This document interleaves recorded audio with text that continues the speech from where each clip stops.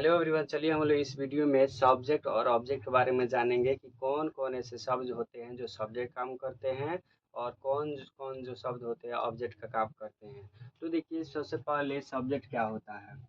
Subject subject और object. Subject और object हमारे कौन कौन ऐसे शब्द होता है जो सब्जेक्ट और ऑब्जेक्ट होता है। तो सब्जेक्ट किसे कहते हैं? जो काम करे उसको हम लोग क्या बोलते हैं? सब्जेक्ट बोलते हैं। ऐसा बात नहीं है, जो काम करे या ना करे उसको हम लोग क्या बोलते हैं? सब्जेक्ट बोलते हैं। आप अपने आसपास में कोई भी चीज़ देख रहे हैं, वो सभी के सभी क्या कहलाते हैं? सब्जेक्ट कहलाते हैं। आप चेयर पर बैठे हैं, चेयर भी आपका क्या है? सब्जेक्ट है या फिर ऑब्जेक्ट है।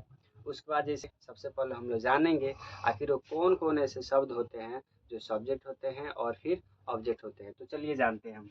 तो सबसे पहले जो होता है नाउन हमारा क्या होता है? सब्जेक्ट होता है या फिर ऑब्जेक्ट होता है। जैसे राम ले लेते हैं, तो राम हमारा क्या चीज़ का काम करता है? सब्जेक्ट का भी, और क्या चीज़ का काम करता है? ऑब्जेक्ट का भी। जैसे एग्जाम्पल के माध्यम से ले लेते हैं, राम लव्स सीता। ठीक है, राम क्या हो गया? सब्जेक्ट हो गया, और लव्स क्या हो गया? वर्ब, और सीता क्या हो गई? ऑब्जेक्ट हो गई। या फिर ऐसे भी हम लोग सीख सकते हैं, सीता लाइक्स राम। सीता लाइक्स राम। तो सीता क्या हो गई? यहाँ पे सब्जेक्ट हो गई, लाइक्स हमारा वर्ब, और राम क्या हो गया? ऑब्जेक्ट। यानी कहने के मतलब है यहाँ राम नाउन है और सीता भी यहाँ पे क्या है? नाउन है। तो दोनों जो है, दोनों जो शब्द है क्या है? नाउन है। तो नाउन एज अ क्या चीज़ का काम करता है? सब्जेक्ट और ऑब्जेक्ट काम करता है। और कोई पूछता है कि हम लोग नाउन क्यों पढ़ते हैं, तो नाउन हम लोग इसीलिए पढ़ते हैं क्योंकि एक किसी वाक्य का सब्जेक्ट बनता है, नहीं तो क्या बनता है? ऑब्जेक्ट बनता है। इसीलिए हम लोग नाउन को पढ़ते हैं। ठीक है, दूसरा नंबर में आ जाता है आपका प्रोनाउन। प्रोनाउन भी आपका क्या है? एज ए सब्जेक्ट का काम करता है, और क्या चीज़ का काम करता है? ऑब्जेक्ट काम करता है। जैसे मान लेते हैं he loves her. He loves her.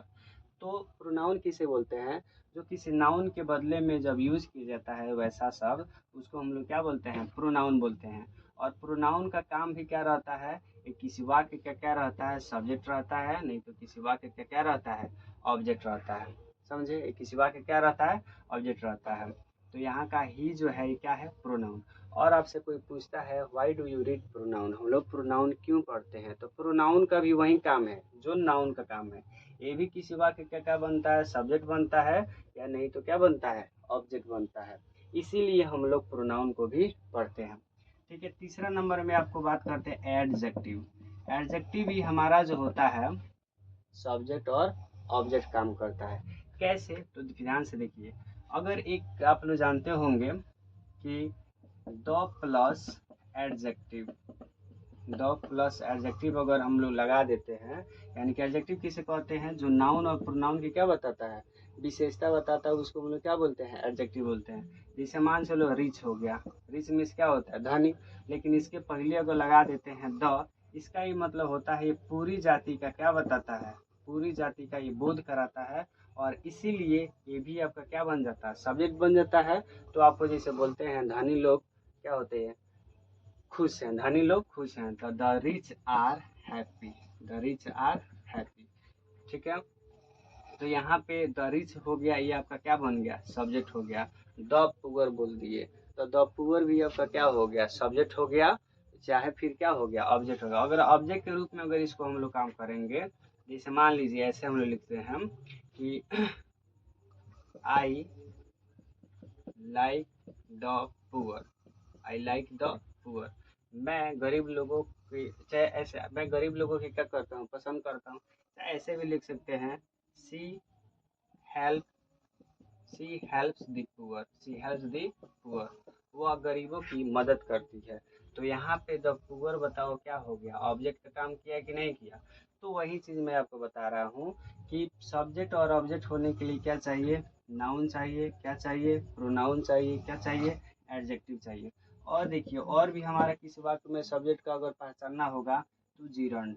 जब नाउन, जब आपका वर्ब जो है, जब वी1 में आईएनजी जोड़ देंगे, ठीक है, जब वी1 में आईएनजी जोड़ देंगे तो हमारा वो क्या बन जाता है? जीरण बन जाता है। और जीरण का भी काम क्या होता है? किसी सेंटेंस में सब्जेक्ट नहीं तो ऑब्जेक्ट काम करता है।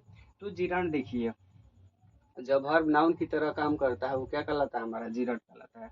जैसे पढ़ना एक कला है, जैसे मान चलो हम लिख सकते हैं reading, reading is an art, reading is an art. तो रीडिंग भी हमारा क्या बन गया, सब्जेक्ट बन गया, क्या बन गया, सब्जेक्ट बन गया। रीडिंग हो गया। जैसे खेलना अच्छा होता है, playing is good for health, ऐसे भी बोल सकते हैं।